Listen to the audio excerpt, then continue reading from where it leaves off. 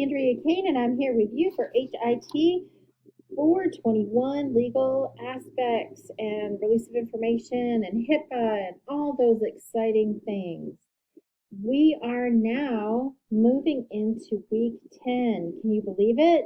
We are past the middle of this class and and headed toward the home stretch for home to finish. So we do still have quite a bit of material to cover, and we will be doing that, but things are looking up, aren't they? All right, so this week, week 10, we're covering chapters 14 and 15. Chapter 14 is on patient rights and responsibilities. Chapter 15 is nice, big, and long, and it's on access, use, disclosure, and release of health information. So, of course, you will have 2 lecture videos for week 10, and this is the first one. During week 10, we are covering objectives 9.7.1 through 9.7.26. Lots and lots. But the good news is we're actually going to spend a couple of weeks on chapter 15 because it is so big. So when we get to that lecture, just know that you can listen to it during week 11, during week 12, during week 13. Really for week 10, you'll want an introduction to chapter 15, but not necessarily to spend all your time on it. Okay, with those things in mind, if you want to flip your textbook open, I am on page 321, chapter 14, Patient Rights and Responsibilities. According to your book, Patient Rights addresses the conduct between healthcare provider and patient. That's what patient rights are. They want patients to have the ability to receive high-quality health care, skillful care with desired clinical outcomes, and respectful and compassionate care.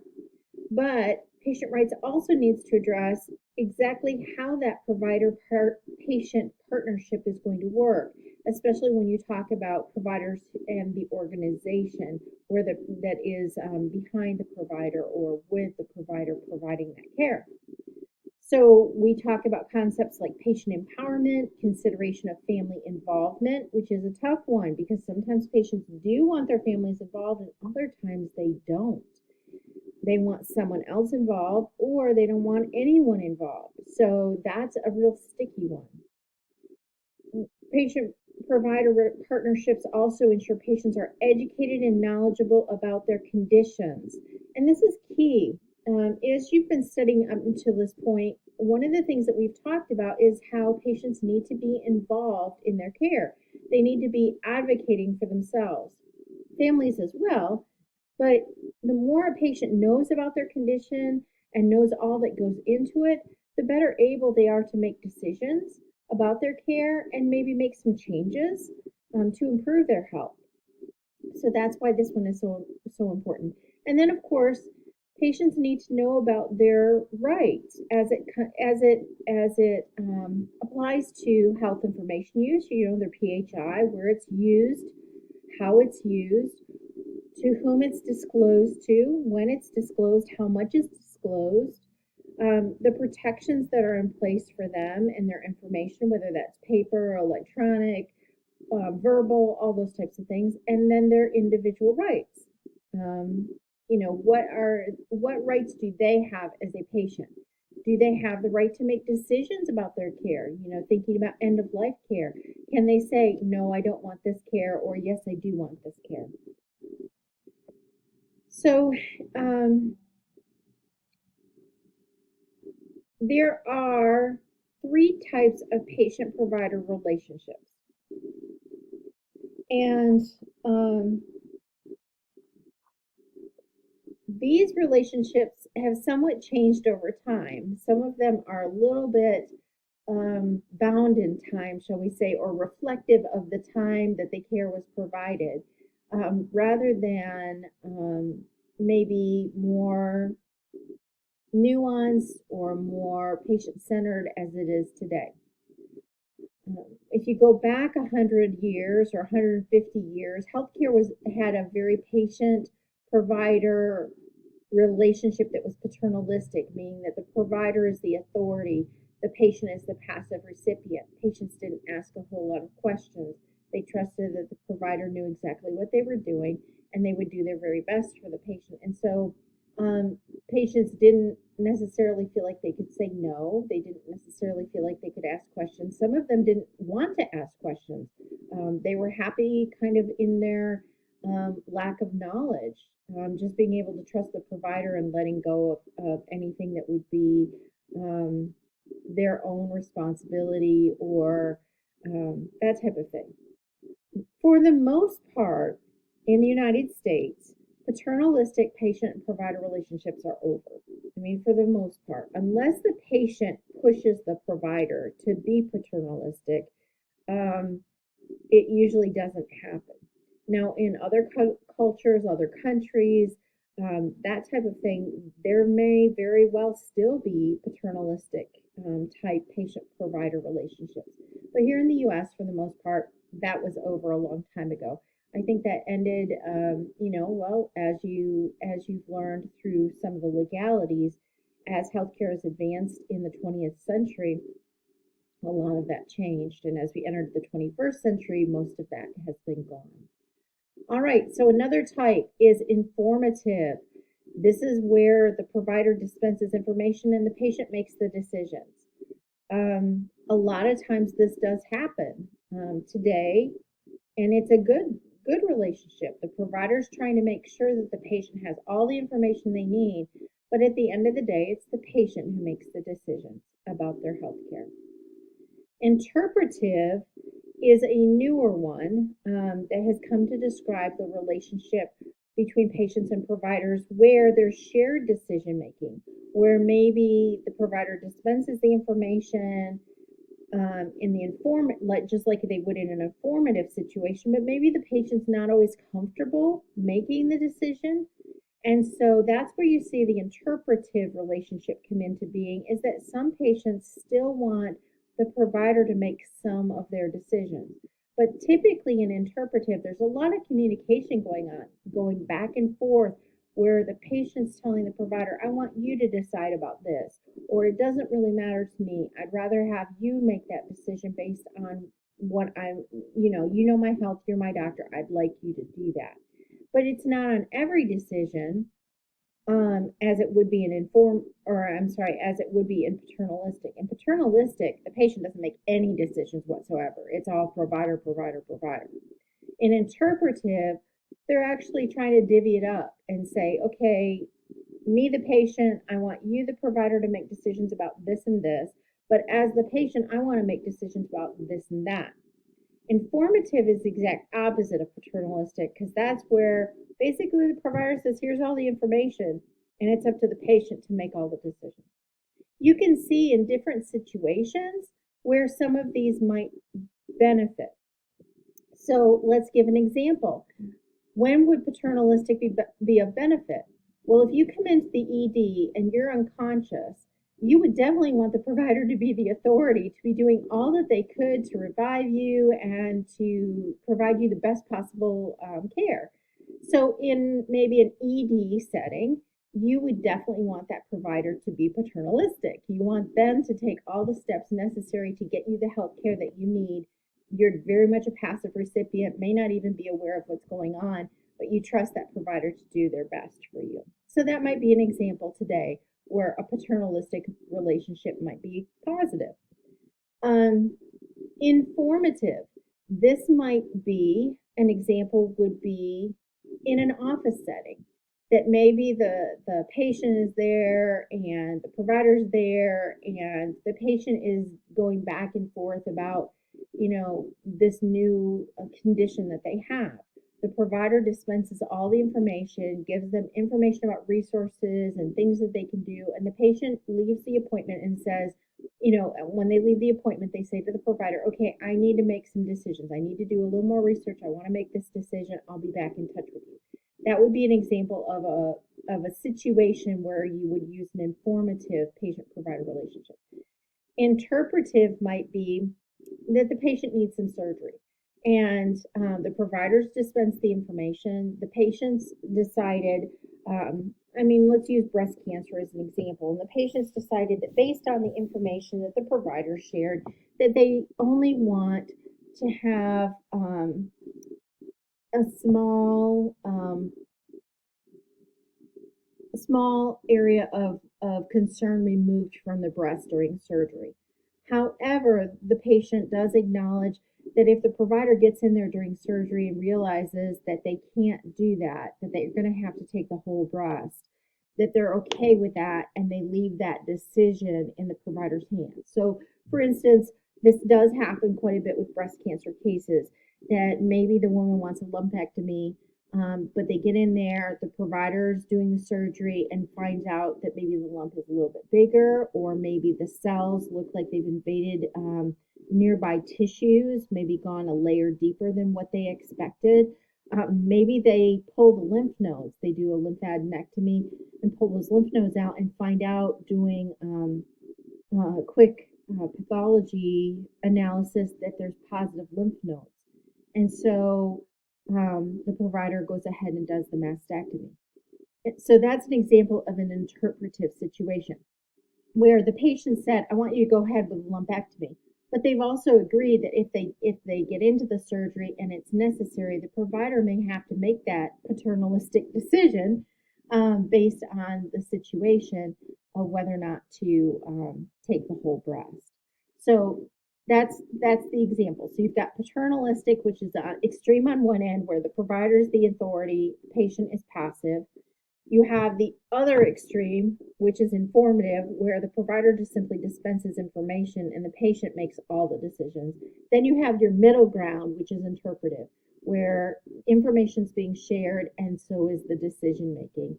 And so you have those. So those are some scenarios you might run into that kind of evidence patient-provider relationship types. So please make sure you know the difference between those three, paternalistic, informative, and interpretive, and are able to verbalize or recognize when those situations might occur.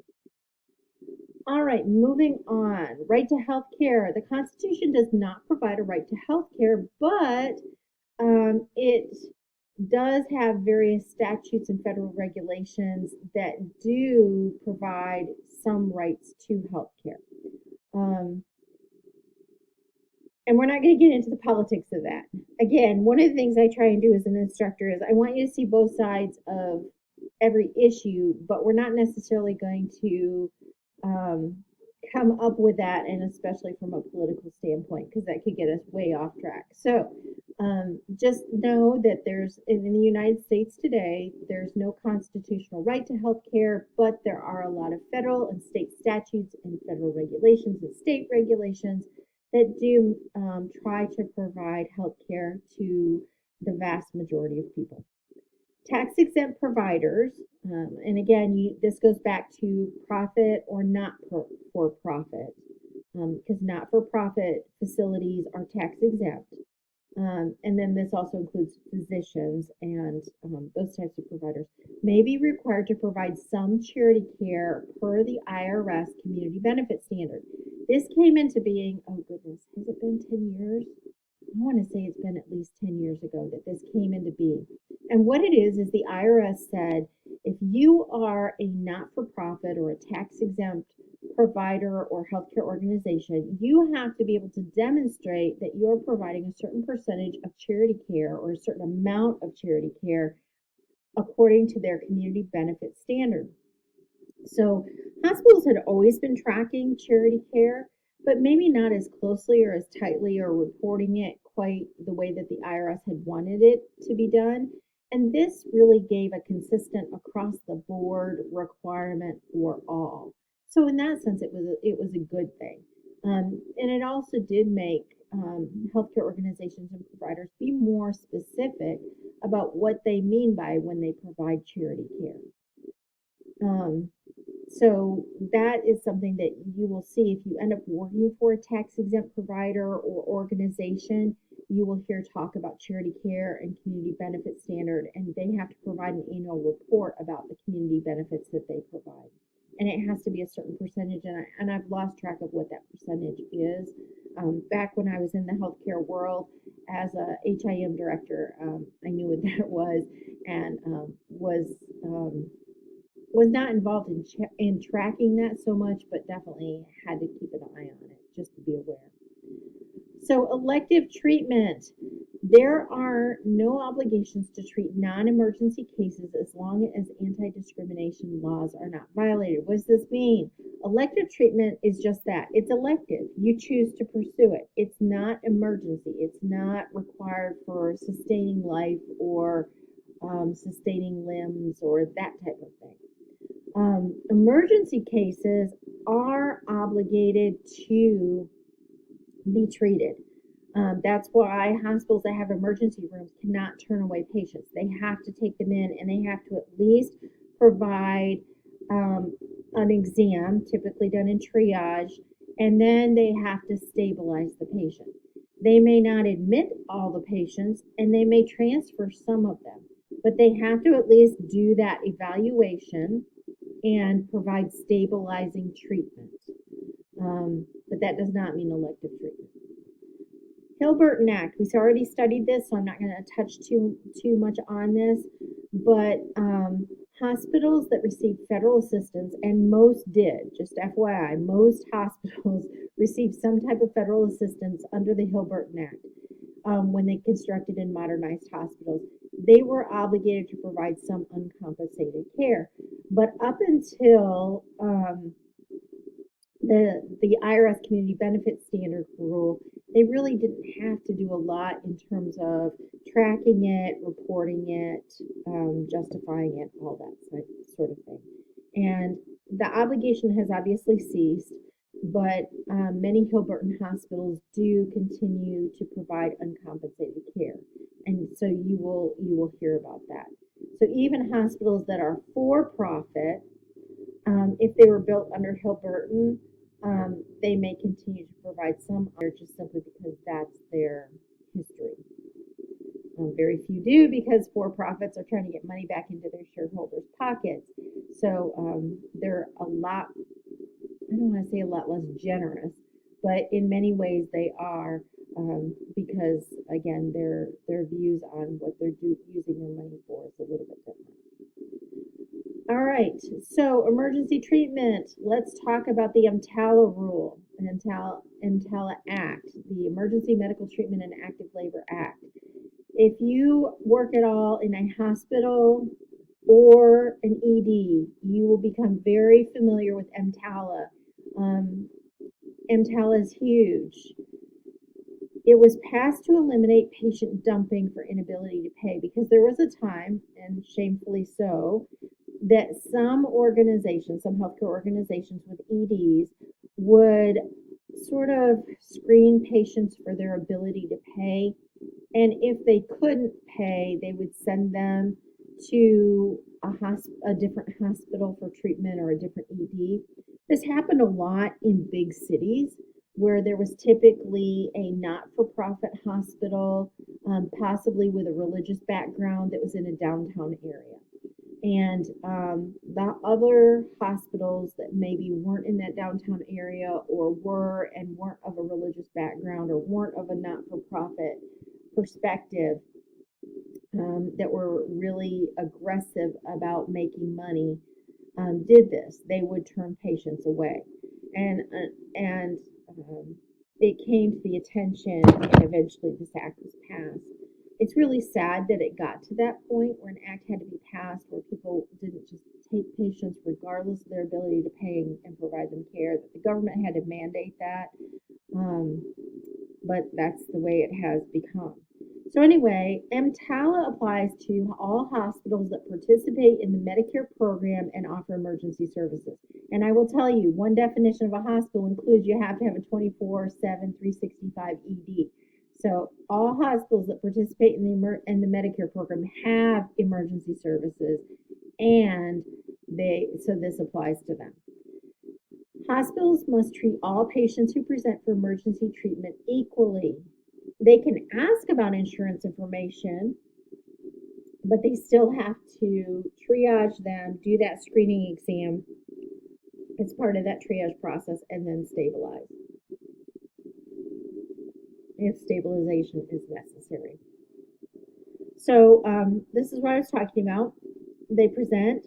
You have to conduct a medical screening exam. Typically, this is done in triage. But sometimes what I often find is that triage is very brief, and it's essentially a way to say, yep, we're going to see you. And we're going to identify how soon you're going to be treated compared to the other patients we have. The actual medical screening exam does happen in the back of the ED. But because some patients don't want to wait between triage and being seen in the back, what hospitals have had to do is essentially move that medical screening exam to triage. Because hospitals are responsible for patients. Once you triage a patient, you're responsible to try and make sure that they stay long enough to be seen in the back. But so that's why I said that about triage and the screening exam, is because so many hospitals have had to go to that, where they're doing that medical screening exam in triage. And then that way, if the patient walks out, they can show that they did try and screen the patient. If it's an emergency medical condition, they have to treat and stabilize the condition. The only way that they can transfer the patient out without stabilization is if the patient requests it, or if the medical benefits of transfer outweigh the ways. And let me tell you, it is very hard to justify medical benefits of transfer outweigh the risks, because most EDs can stabilize patients. But a good example of medical benefits of transfer outweigh the risks would be an ED that gets a patient brought in from some type of significant accident and realizes we can't treat this patient here, we need to get them to a tertiary care facility that has a surgical intensive care unit or a medical intensive care unit or trauma surgeons on staff. So an example might be that if someone were in a accident and they went to a local critical access hospital or a small community hospital that doesn't have a trauma program, if they were brought in, say, by a family member or by ambulance, they would arrange for them to be flighted out or ambulanced out, but they still have to do that medical screening exam. So they have to conduct the medical screening exam no matter what, but in the ED, patient can request to be transferred, or if they don't have the physicians or services to provide what the patient needs at that point, they can go ahead and transfer them. Otherwise, they have to stabilize them. One other example I thought about is you can transfer, for instance, if you have a hospital that does not deliver babies, and you have a patient come in via ambulance or walks in, you still have to screen them. Don't forget that. You have to do that medical screening exam, but you can send them to another hospital without stabilization. But again, you're going to get audited up one side and down the other. So you need to make sure all of that is documented. Most organizations have electronic EMTALA forms that have to be completed before the patient can ever go anywhere, and they have a lot of details on them. So again, what I want you to take away from here is EMTALA is any hospital that is in the Medicare program. If you come into the ED, you have to have a medical screening exam. Most often that is done in triage. If you have, if the patient requests, or if you cannot provide the care that they need because you lack the providers or lack the equipment, that type of thing, you can transfer that patient. Otherwise, you've got to treat and stabilize them. You have to. Patients do have the right to accept or refuse treatment.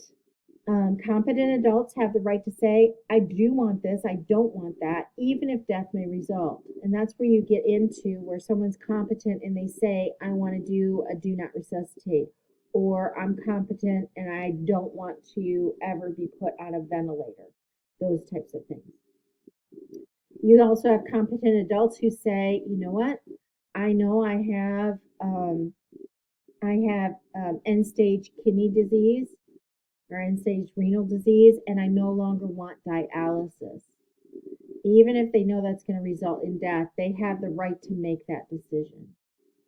A court may also find a compelling state interest to preserve a person's life despite their refusal.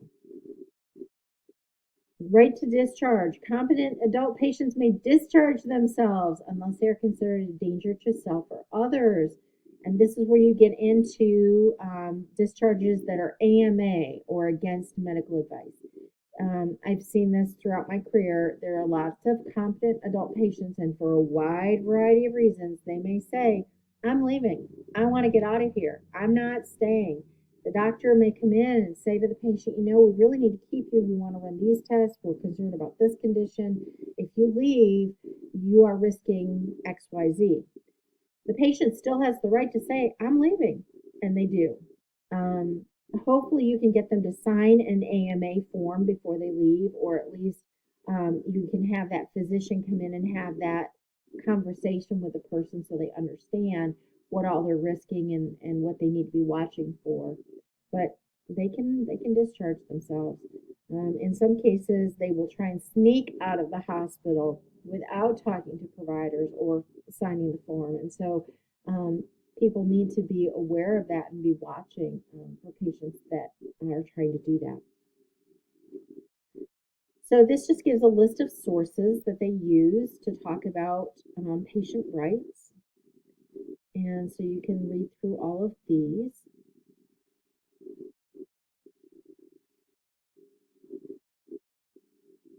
And every healthcare organization needs to have patient right policies, and they're supposed to be posted, and as well as being provided to patients upon their first encounter. What about patients with mental illnesses? Can they leave? Well, if they're a danger to themselves or to others, no. There are also situations of involuntary commitment. And again, I've been involved with this throughout my healthcare career. I've worked for organizations that have had inpatient behavioral health units and inpatient detox units, but this is specific to inpatient behavioral health units or mental illness units. And there are times when involuntary commitments have to be done, especially if the patient's a danger to themselves or others. These patients have a right to procedural due process. This is typically done in front of a judge. Within the last 10 years, this was being done through video conference or phone conference with judges. Just because someone has mental illness does not mean that they are mentally incompetent. I think that's one of the most key statements on this slide. Mentally ill people are not always mentally incompetent. In fact, many mentally ill people are mentally competent. It's only if you can identify the mental incompetence, perhaps with extreme psychosis, that type of situation, that you would need to involve these involuntary civil commitments until the patient reached a point of being mentally competent, where then they could move from a involuntary civil commitment to a voluntary commitment. This is not meaning that they are charged with a crime, so note that as well. There are limits on seclusion and restraints, and if you do anything with accreditation, you will find that there are so many rules about seclusion and restraint. Whether you're talking Joint Commission, whether you're talking state regulation, federal regulation, there are so many rules about that. Seclusion means an involuntary confinement of a patient alone in a room or area where the patient is prevented from leaving. It's just exactly what it says. They seclude them. They put them in their room alone, make sure the room is safe for the patient. They may turn off the lights in the room, leaving some low-level emergency lights on to calm the patient. Restraint is a device or drug that restricts an individual's freedom of movement that is not for diagnosis, treatment, or patient protection. So these are like wrist restraints, ankle restraints. It can be a medication, a drug that settles the patient down if they are combative. I've seen situations where mentally ill patients have become combative, that they've tried to hit someone or they've tried to damage their room or those types of things. And that's when you try everything to avoid seclusion or restraint, but sometimes that's the only option left. And of course, there's a lot of training that goes into individuals who work on behavioral health units um, or who are involved with them to try and de escalate what's going on to avoid seclusion or restraint.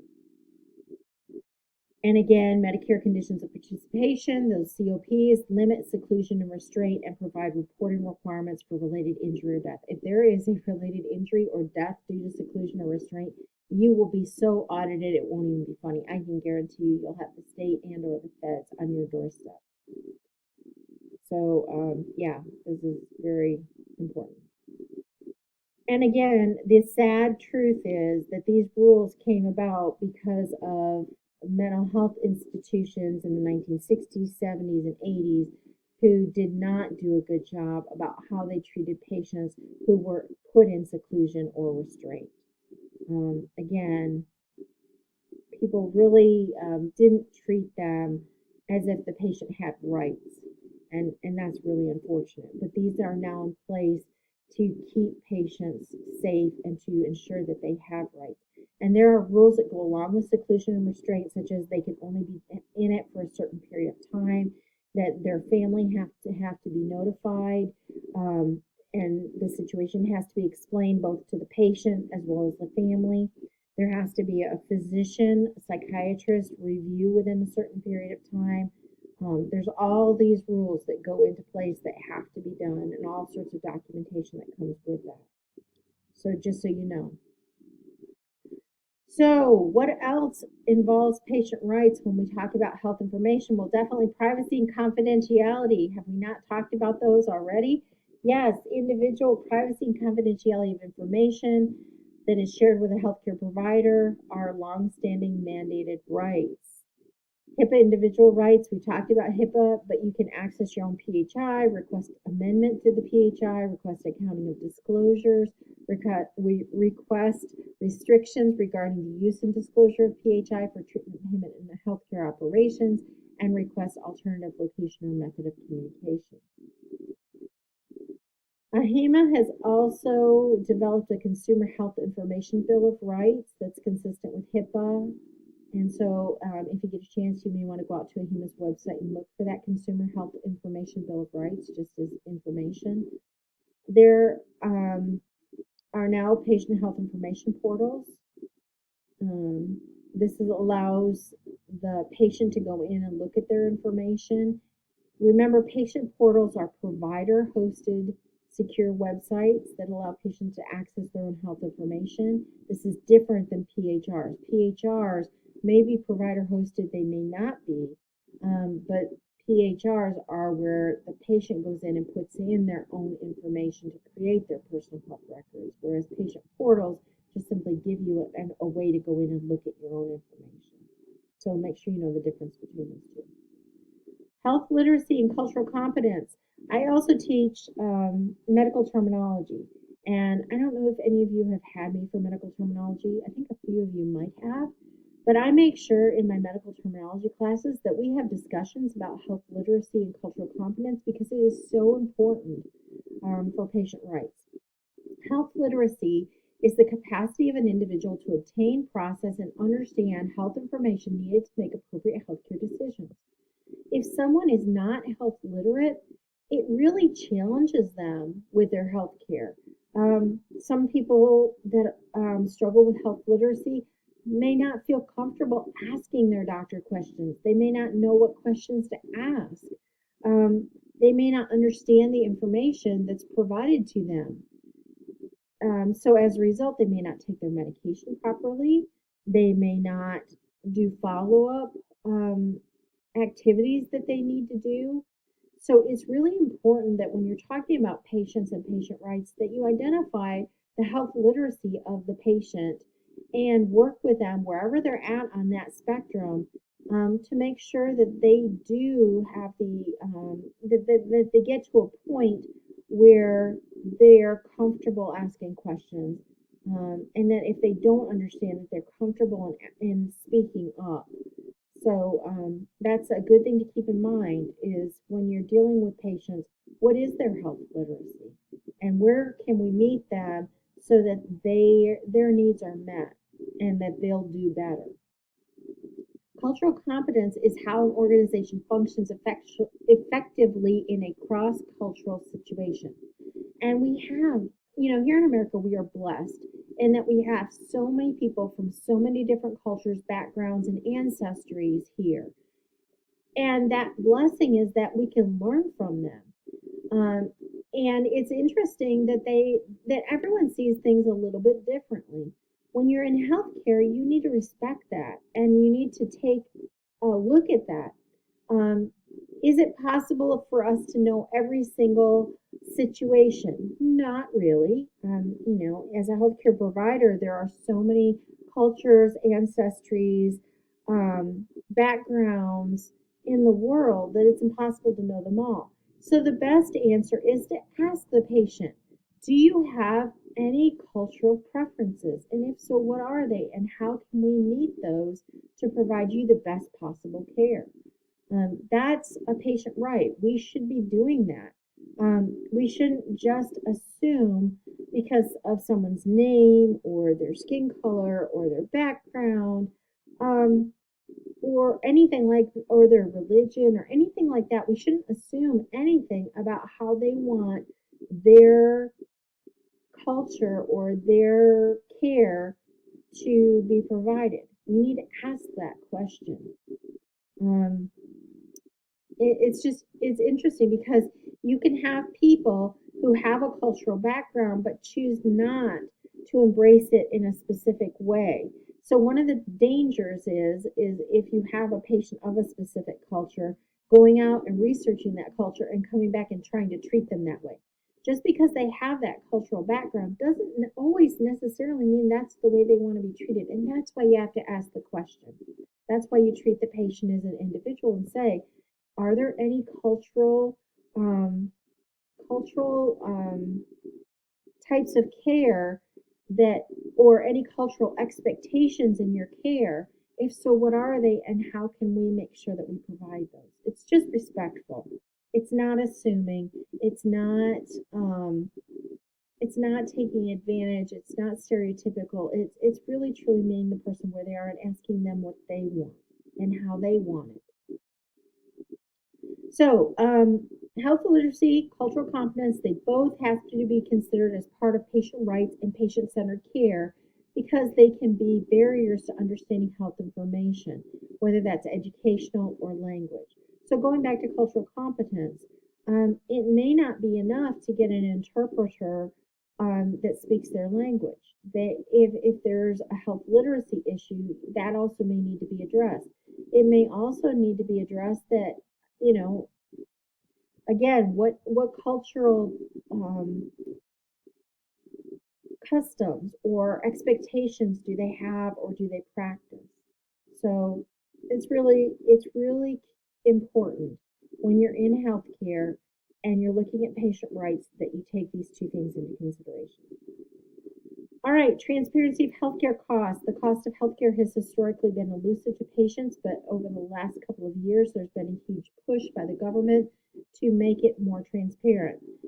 You can call a hospital and ask them on average what would be the cost if you had a laparoscopic appendectomy. I mean, you can do that, but it's getting closer and closer to the point where the government's saying you need to put your pricing out online so that patients can see it. There are people such as billing advocates that act on behalf of the patient to negotiate and lower medical bills. Typically, these involve self-pay patients who don't have insurance. Several states do require hospital charge data to be available to consumers. But again, you have to remember when you go in for healthcare, yes, you think you need a specific procedure, but until they get in and they actually perform the procedure, they may not know all that it contains. I mean, a good example would be an elderly patient who goes in for a hip replacement. What if their heart stops on the operating table and they have to be resuscitated? What if they end up going to ICU for a couple of days um, afterwards? Yes, you can give them an average of what a typical hip replacement costs, but you have to make sure that they understand nobody knows exactly how it's going to go. What if they get in there and they find that the patient's struggling in some way? Maybe they find that the joint itself, they're going to have to use a different implant than what was planned, and each implant costs a different amount of money. So even with a hip replacement, they can give you a range, but whether that range is going to be on the high end or the low end, it's going to depend on the artificial joint that they put in. Is it ceramic? Is it titanium? Is it, something else? So you have to be kind of careful with that. Patient responsibilities. Yes, patients do have responsibilities. Um, they need to provide full and honest information, ask questions if they don't understand, work with providers to carry out agreed on treatment plans. If they agree on a treatment plan and then they refuse to do it, like with physical therapy or occupational therapy or speech therapy, they're not fulfilling their responsibility as a patient. They need to respect providers and other patients. They may not agree with them, but they need to respect them and make good faith efforts to meet financial obligations.